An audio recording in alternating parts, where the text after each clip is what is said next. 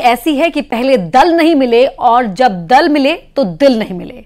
आलम यह है कि आज उद्धव ठाकरे की पार्टी के कैंडिडेट को कांग्रेस खिचड़ी चोर बुला रही है और खुलकर कह रही है कि हम खिचड़ी चोर उम्मीदवार के साथ खड़े नहीं हो सकते। लेकिन ये तो दो दलों की कहानी है।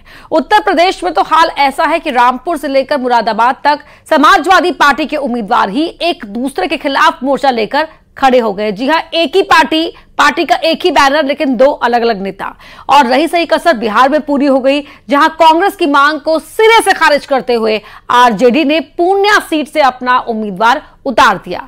गठबंधन में मचे इस भारी खींचतान के बीच कांग्रेस से लेकर आम आदमी पार्टी तक के नेताओं का बीजेपी में शामिल होने का सिलसिला जारी है। तो सवाल है कि क्या विपक्ष खुद बीजेपी के 400 प्लस वाले टारगेट की राह में रोड़ा बनने के बजाय उस टारगेट को अचीव करने के लिए मददगार बन रहा है। 4 जून को 400 पार। मुंबई की 6 सीटों में से 5 सीटों पर शिवसेना लड़ेगी और 1 सीट खैरात की तरह कांग्रेस के लिए छोड़ दी है। शिवसेना ने जो उम्मीदवार घोषित किया है उत्तर पश्चिम के लिए, उस उम्मीदवार के ऊपर भ्रष्टाचार का आरोप है। कम से कम मैं ऐसे खिचड़ी चोर उम्मीदवार के लिए काम नहीं करूंगा कि हमारा जो नेतृत्व है उसको चिंता नहीं रह गई है कि हम पूरी तरह से उस शिवसेना के सामने सरेंडर हो गए हैं जिसकी अपनी कोई अब वक्त नहीं रह गई। स्थानीय कांग्रेस नेता निरुपम उसका विरोध करे, कह रहे कि अरे भैया मेरे हाथ जोड़ते हो, सब छोड़ो, कौन है मुझे नहीं मालूम। पार्टी के नेताओं ने, हमारे पास तो आप जानते हो बहुत बड़ी डिसिप्लिन होती है। आदरणीय उद्धव साहब ने एक बार घोषित कर दिया, खत्म बात।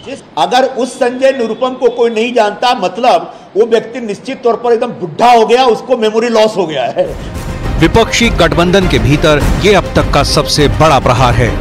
महाराष्ट्र में कांग्रेस और उद्धव ठाकरे गुट के बीच आर पार की लड़ाई छिड़ गई है। प्रकाश आंबेडकर ने तो खुलकर गठबंधन से अलग होने का ऐलान करते हुए 9 उम्मीदवार भी उतार दिए। उधर बिहार में भी गठबंधन की गुत्थी उलझ चुकी है। कांग्रेस पप्पू यादव के लिए पूर्णिया, निखिल कुमार के लिए औरंगाबाद, कन्हैया कुमार के लिए बेगूसराय और नेहा शर्मा के लिए भागलपुर सीट चाहती है, जिस पर लालू यादव की पार्टी बिदक गई है। हालांकि बाहर से ऑल इज वेल वाला संदेश दिया जा रहा है। कभी भी हम लोगों में किसी भी चीज को लेकर के दरार की बातें नहीं आई हैं। बिहार जो है चौंकाने वाला रिजल्ट देगा। मुझे पूरा विश्वास है गठबंधन जो हमारा बना है, इंडिया गठबंधन, बिहार में इसी तरह से कायम रहेगा और जो भी थोड़ा बहुत विवाद है उसको हम लोग बातचीत के जरिए दूर कर लेंगे। और सबसे विकट स्थिति तो अखिलेश यादव के सामने खड़ी हो गई है। उनके अपने ही घर में महाभारत छिड़ गई है। रामपुर और मुरादाबाद सीट पर पार्टी के 2 नेताओं ने दावा ठोक दिया है और आजम खान कह रहे हैं कि अगर अखिलेश रामपुर से नहीं लड़े तो वो चुनाव का बहिष्कार करेंगे। इस बीच आम आदमी पार्टी को भी एक बड़ा झटका लगा है। जालंधर सीट से आम आदमी पार्टी के सांसद सुशील कुमार रिंकू भारतीय जनता पार्टी में शामिल हो गए हैं। सुशील कुमार रिंकू लोकसभा में आम आदमी पार्टी के एकमात्र सांसद हैं। तो सवाल है कि क्या विपक्ष की कलेश कथा मोदी के मिशन 400 प्लस को आसान बना रही है? वहीं शराब नीति घोटाला केस में अरविंद केजरीवाल को हाईकोर्ट से झटका मिला है। मामले में अगली सुनवाई 3 अप्रैल को होगी। हाईकोर्ट ने ईडी से 2 अप्रैल तक जवाब मांगा है। दिल्ली हाईकोर्ट में 3 अप्रैल को अगली सुनवाई होनी है। फिलहाल अरविंद केजरीवाल जेल में ही रहेंगे, तो दूसरी तरफ अरविंद केजरीवाल की गिरफ्तारी के विरोध में आम आदमी पार्टी के कार्यकर्ता थाली बजा रहे हैं, तो उनकी पत्नी सुनीता केजरीवाल बीमारी की बात कह रही है।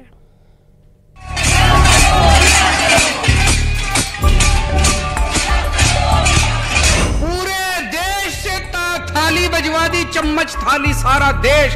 बोले प्रधानमंत्री कह रहे हैं तो होगा ही कुछ, भागा करो ना। जो अरविंद केजरीवाल कोरोना काल में थाली बजाने को लेकर देशवासियों और प्रधानमंत्री मोदी का मजाक उड़ाते थे, कहते थे कि क्या थाली बजाने से कोरोना भाग जाएगा। आज जब वो 338 करोड़ के दिल्ली शराब घोटाले को लेकर ईडी की हिरासत में हैं, तो उन्हीं की पार्टी के नेता थाली बजाकर दिल्ली की सड़कों पर विरोध प्रदर्शन कर रहे हैं। केजरीवाल के गिरफ्तारी को लेकर विरोध जता रहे हैं। दिल्ली के ग्रेटर कैलाश इलाके में आम आदमी पार्टी के नेता और दिल्ली सरकार के स्वास्थ्य मंत्री सौरभ भारद्वाज ने आप कार्यकर्ताओं के साथ थाली बजाकर विरोध प्रदर्शन किया और केजरीवाल को रिहा करो के नारे लगाए।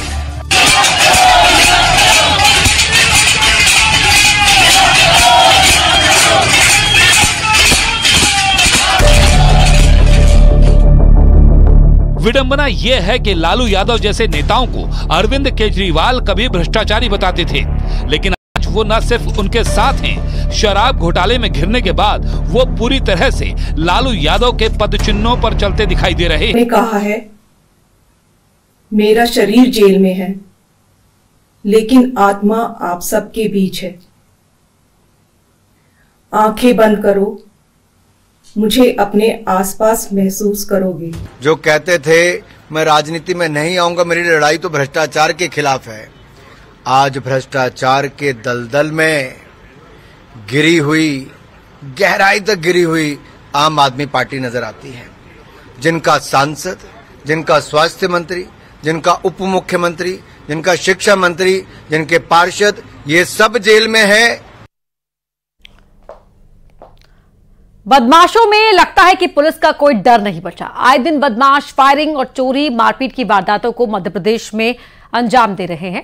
खंडवा और ग्वालियर से कुछ ऐसी ही तस्वीरें सामने आई हैं, जहां पुलिस और लॉ एंड ऑर्डर को लेकर सवाल खड़े हो रहे हैं। खंडवा में एक पुलिस वाले से झूमाझटकी का मामला सामने आया, तो वहीं ग्वालियर में बदमाश खुलेआम फायरिंग करते हुए दिखे।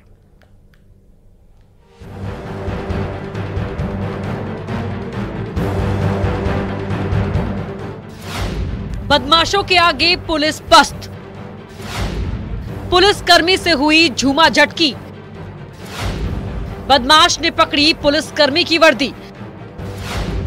ग्वालियर में खुलेआम फायरिंग,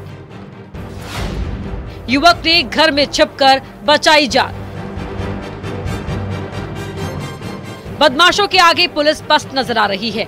हम ऐसा क्यों कह रहे हैं वो आप इस तस्वीर में देख लीजिए। ये तस्वीर खंडवा की है, जहां एक पुलिस वाले के साथ बदमाश झूमाझटकी करते हुए दिखा। किस तरह पुलिसकर्मी को हटा दिया गया, ऐसे लगता है जैसे बदमाशों में पुलिस का कोई डर नहीं है। बताया जा रहा है कि पुलिसकर्मी शराब की शिकायत मिलने पर शिवना गांव में गया था, जहां पुलिस को देख बदमाश डरने की जगह बेखौफ दिखा। जब पुलिसकर्मी ने पूछताछ की तो डरने की जगह बदमाश पुलिसकर्मी से बदसलूकी करने लगा। जब बात ज्यादा बढ़ गई तो बदमाश ने पुलिस वाले की वर्दी पकड़ी और धक्का मार दिया। आप तस्वीरों में देख सकते हैं किस तरह पुलिसकर्मी को धकेल कर हटा दिया गया। इस झूमाझटकी में पुलिसकर्मी की वर्दी के बटन टूट गए। मामला खंडवा जिले के जावर थाना इलाके का है। फिलहाल पुलिस मामले की जांच कर रही है। आरोपी को जो है न्यायालय खंडवा में पेश करने के लिए लाया गया है और जो आरक्षक सुरेश चौहान की तरफ से एफआईआर हुई थी, उसमें उसको 1241 का नोटिस दिया जाकर उसको बेल आउट किया गया। उधर ग्वालियर में भी बदमाशों का खौफ देखने को मिला है, जहां एक युवक पर बदमाशों ने फायरिंग कर दी। आप तस्वीरों में देख सकते हैं किस तरह एक युवक के पीछे कुछ बदमाश जाते हुए दिख रहे हैं। बदमाश युवक को पकड़ने की कोशिश करते हैं, लेकिन युवक जान बचाने के घर में छिप जाता है, तब जाकर उसकी जान बच पाती है। वारदात की पूरी घटना सीसीटीवी में रिकॉर्ड हो गई। मामला बहोड़ापुर थाना इलाके का है। रास्ते के विवाद पर से 4 लोगों ने उनको गाली गलौज करी, झगड़ा करा, मारपीट करी और जान से मारने की धमकी दी और हवाई फायर किया। तो उस पर से जो है थाना बहोड़ापुर में पुलिस द्वारा अपराध पंजीकृत किया गया, प्रकरण में विवेचना की जा रही है। पुलिस ने कार्रवाई करते हुए 4 आरोपियों के खिलाफ मामला दर्ज किया है। फरार आरोपियों की तलाश में पुलिस जुटी हुई है। Bureau report, news 18।